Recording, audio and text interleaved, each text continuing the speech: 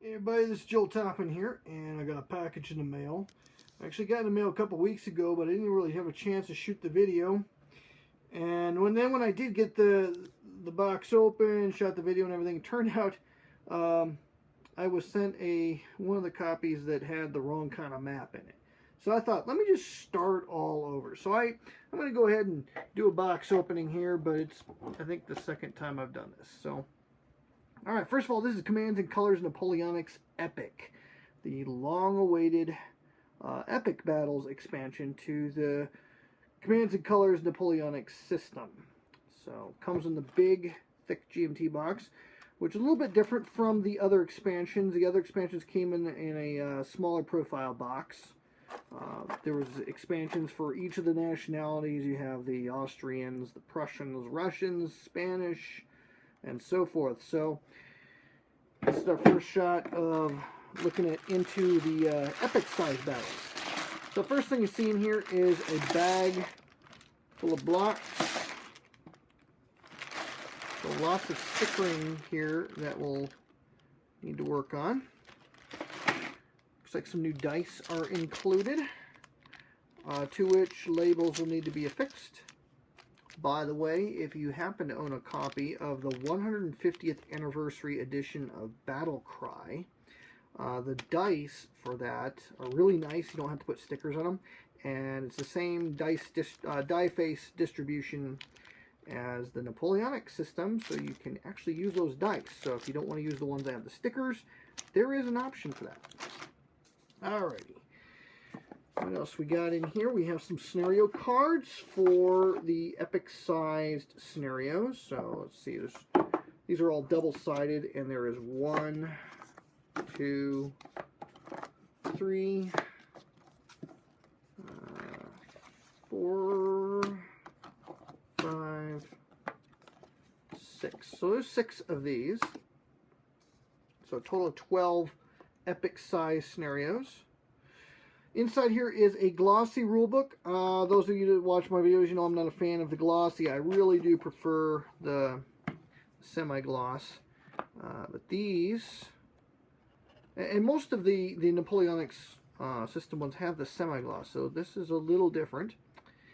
Okay, now the rulebook here is got the rules to play the epic-sized battles. There is actually 3 different types of scenarios included in this. There are regular size scenarios, then there's the epic sized, and then there is the Le Grand Battles sized scenarios. And all the rules for handling those is included in here. And the rules are not that long. Of course, you do need to know the Commands and Colors system first. So call it about 9.5 pages of rules. 10. Alright, a little more than that. Okay, let's call that, what was that, 13? We'll call it 13 pages of rules, and then you come into the scenarios. Now, these are regular size scenarios. So the regular size scenarios include the Austerlitz scenarios, which surprisingly were not included in the earlier expansions for the Russians or for the Austrians. So now we get the Austerlitz scenarios. So there's 1, 2, 3, 4, 5, 6 Austerlitz scenarios included in here. So there you go. That's the total battle list. Bunch of Austerlitz standard size. There are, looks to be 12 epic battle scenarios and 2 Le Grand battle scenarios. The selection of the Le Grand battle scenarios is a little curious to me. Austerlitz and Vimiero. Now Austerlitz makes sense. That's a pretty large battle. It just surprises me that Vimiero would be the second of the Jihujic, battles included in here. I would have thought there would be something like Wagram or something like that, or Leipzig. But there you go. It's a start. So I'm assuming there's going to be more of this to come. It's these really big scenarios I'm really interested in. Okay, so now stickers for the dice. And more stickers for the blocks. There's 1, 2, 3 sheets of stickers for the blocks. new scenario terrain effects card. Something for the Epic mechanics. It's some kind of a rack that you put together, fold at the crease lines, and it's supposed to hold cards or something like that. There's one of these included. Then we have the Legrand size battle scenario cards, and these are, just to give you an idea of how big the scenario is, they're huge. So this is double-sided. This is the Vimiero, and the other side is Austerlitz. Okay. Next we have some more terrain, because we need more of that. And these are thick. In fact, and they're getting postal punched here. In fact, I think these are thicker than what has been in previous expansions. So that's a good thing in one way, and another way, it does end up creating boards where you have tiles that are super thin, like the ones that came with the Spanish set, and then you have the thicker ones here. But it is nice to have a set of the thicker tiles, and they obviously punch very easily. So here you go. I'm punching my copy, shooting this video. Next, we have a counter sheet. Now, this is really cool. There is, I believe, a new mechanic in here for the French conscripts. I don't know if we had that mechanic before. I don't remember seeing discs before for the French. And then there's discs for paper strength Russians, guerrillas for the Spanish, Iron Will for the Prussians, and so forth. So on the back side, these are all, I believe, the same. Yes. Nice thing about these is these are really thick. And we also have new square markers for 5, 6, and so forth. So it is nice to have that. It's also nice to have some good, thick victory flags.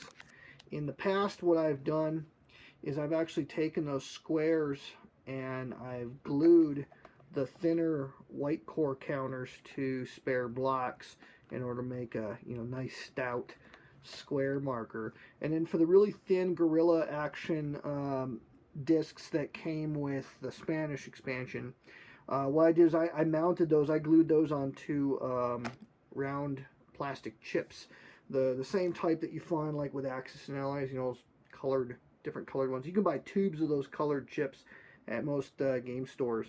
And so I had some yellow ones and I glued those to it. These here are really nice and thick, and they will need no such mounting. This is great.